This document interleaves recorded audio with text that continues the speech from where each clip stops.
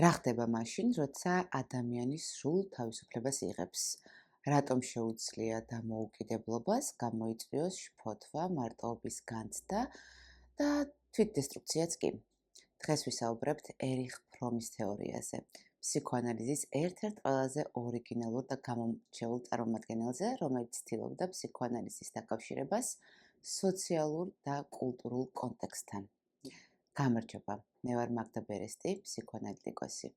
და ამ არხზე შევეცდები მარტივი და გასაგებიანით ვისაუბრო ჩვენს ფსიქიკურ ჯანმრთელობაზე. დღეს ვსაუბრობთ ერიხ ფრომზე, ფსიქოანალიტიკოსზე, ფილოსოფოსზე და ნეოფროიდისტზე, რომელიც ცდება სხვა კლასიკური ფსიქოანალიტიკოსების შეხედულებებს, რადგან ის უყურებდა ადამიანს არა მხოლოდ მისი უახლოესი გარემოცვის პრიზმაში, არამედ მთლიანი სოციალურ-კულტურული გარემოს ჭრილში. ის განიხილავდა ადამიანს როგორც ისტორიულად ცვალებად არსებას, რომელიც განიცდის საზოგადოებრივი განვითარების სხვადასხვა ეტაპს. თანამედროვე ეპოქას ფრომი ინდივიდუალისტურს უწოდებდა, რაც ნიშნავს, რომ ჩვენ უფრო ავტონომიურები გავხდით, შეგვიძლია ავირჩიოთ, როგორ ვიცხოვროთ, რა ვიგრძნოთ, ვისთან ვიყოთ და მოვიპოვეთ პირადი თავისუფლება. მაგრამ ამ თავისუფლებასთან ერთად მოვიდა სხვა რამეც: შფოთვა, იზოლაციის შეგრძნება, უძლურება. ტრადიციული საზოგადოებისგან მოწყვეტილი ადამიანი დარჩა საკუთარ თავთან მარტო და ყოველთვის არ გვესმის, როგორ გამოვიყენოთ ეს თავისუფლება. სწორედ ეს შინაგანი კონფლიქტი თავისუფლებისკენ სწრაფვასა და უსაფრთხოების სურვილს შორის გახდა ცენტრალური ფრომის თეორიაში. ერიხ ფრომი მიიჩნევდა, რომ ადამიანს ამოძრავებს არა მხოლოდ არაცნობიერი სურვილები, როგორც მაგალითად ფროიდი ფიქრობდა, არამედ ეგზისტენციალური საჭიროებები და მან 5 მათგანი გამოჰყო. პირველი, კავშირების დამყარების საჭიროება. ადამიანისთვის მნიშვნელოვანია იგრძნოს, რომ ის სჭირდებათ. მნიშვნელოვანია ასევე, რომ ზრუნავდეს ვინმეზე და ჰქონდეს პასუხისმგებლობა. თუ ეს საჭიროება არ არის დაკმაყოფილებული, ჩნდება ნარცისიზმი, ადამიანი მხოლოდ საკუთარ თავზე ფოკუსირდება. მეორე, გადალახვის საჭიროება. ეს არის საკუთარი ბიოლოგიური ბუნების ფარგლებს მიღმა გასვლისკენ სწრაფვა. ჩვენ გვინდა ვიყოთ შემოქმედები, მონაწილეობა მივიღოთ შექმნაში, მაგრამ თუ ადამიანი ვერ ახერხებს ამას, ის შეიძლება თვითდესტრუქციული გახდეს. მესამე, ფესვების საჭიროება. დაბადებიდან ჩვენ დაკავშირებულნი ვართ დედასთან. ასაკთან ერთად ეს საჭიროება ტრანსფორმირდება ცხოვრებაში, საყრდენის ქონის სურვილად, კუთვნილების განცდად. მაგრამ ზოგჯერ ადამიანები სიმბიოტურ კავშირებში ჭედებიან, მაგალითად ვერ სეპარირდებიან ოჯახისგან და საკუთარ ინდივიდუალურობას კარგავენ. მეოთხე, იდენტობის საჭიროება. ეს არის სწრაფვა გავიგო ვინ ვარ მე, რით განსხვავდები სხვებისგან. ადამიანები მყარი იდენტობით გრძნობენ თავს საკუთარი ცხოვრების ბატონპატრონებად, მაშინ როდესაც სხვები უბრალოდ აკოპირებენ სხვა მოდელებს და იკარგებიან. და მეხუთე, შეხედულებათა სისტემისა და ერთგულების საჭიროება. ადამიანისთვის მნიშვნელოვანია ჰქონდეს სამყაროს ახსნა, წყობრის სისტემა, რომელიც აზრს ანიჭებს მის ცხოვრებას. ამასთან ფრომი განსაკუთრებით ხაზს უსმავდა რაციონალური აზროვნების მნიშვნელობას. ასევე ერთგულებას რაღაც დიდისადმი, იდეის ადამიანის საქმისადმი. შეიძლება მისი აზრით ცხოვრება სწორედ ესავსებდეს აზრით.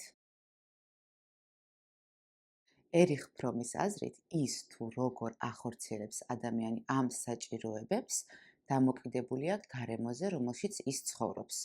და ამის მიხედვით ყალიბდება ხასიათის გარკვეული ორიენტაციები და მან გამოყო აქაც 5 ტიპი, რომელთაგანაც მხოლოდ ერთი არის პროდუქტიული, დანარჩენი არაპროდუქტიული. და სამწუხაროდ ისინი დომინირებენ საზოგადოებაში. პირველი არის რეცეპტიული ტიპი. მათ სჯერათ, რომ ყველაფერი კარგი გარედან მოდის, არიან პასიურები, დამოკიდებულებები და ელიანს იყოლს, მაგრამ ასწილებენ მის გაცემას. მეორე, ექსპლუატატორული ტიპი. ისინი იღებენ ძალით ან ეშმაკობით, არ შეუძლიათ შექმნან, უფრო ადვილია მოპარვაც თუნება დაქვემდებარება, ამასთან ფლობენ იმპულსურ ხასიათს და ძალიან მაღალ თვითშეფასებას, გაზვიადებულს, განსაკუთრებული ღირსების გზნობას. მესამე, დაგროვებითი ტიპი, მთავარი ღირებულება, შენახვა და შეკავება. ეშინიათ ახლის, წებხაუჯებიან წარსულს, ისინი ეჭვიანებიან, მაგრამ შეიძლება იყვნენ სანდო და ლოიალურებიც. მეოთხე, საბაზრო ტიპი. ისინი საკუთარ თავს აფასებენ როგორც საქონელს, ყოველთვის ცდილობენ გაეყიდონ, აჩვენონ საჭირო თვისებები, ოღონდ სხვას მოეწონოს. მაგრამ შინაგანად ხშირად ცდილობენ სიცარიელეს და აზრის არარსებობას.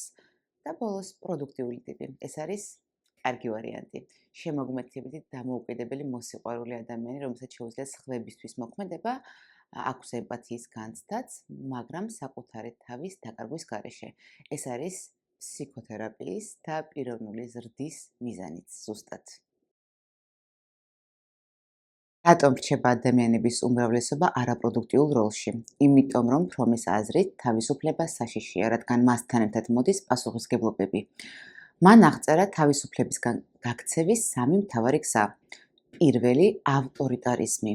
სურვილი შეერწყა ვინმე ძლიერს, ეს შეიძლება იყოს დაქვემდებარება, მაზოხიზმი ან დომინირება, სადიზმი და ხშირად ორივე ელემენტი ერთ ადამიანში მშვენივრად თავსდება.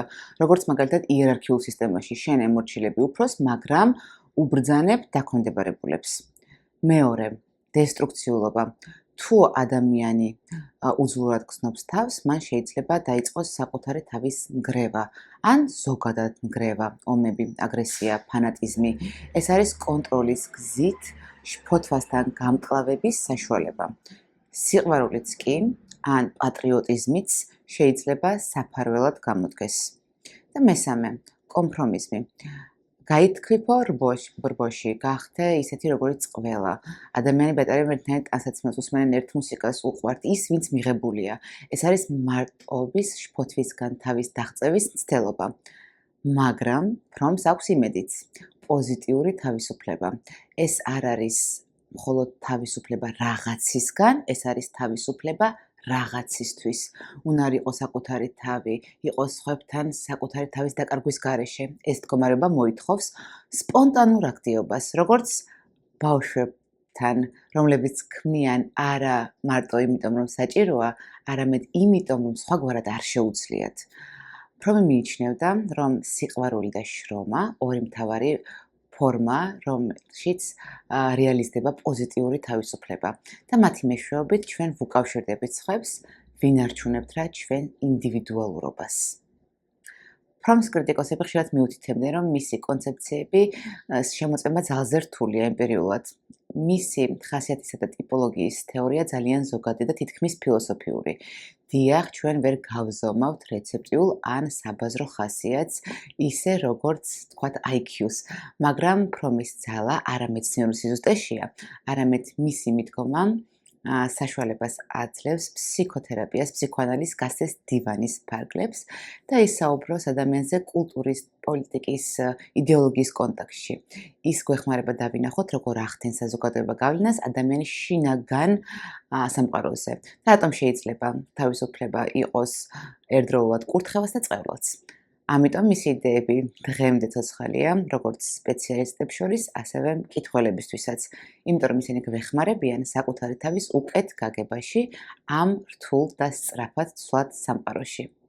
კომენტარებში დამიწერეთ, თქვენ რას ფიქრობთ ერიხ ფრომის ამ თეორიაზე და წაგიკითხავთ თუ არა წიგნი თავისუფლებისგან გაქცევა. ნახვამდის.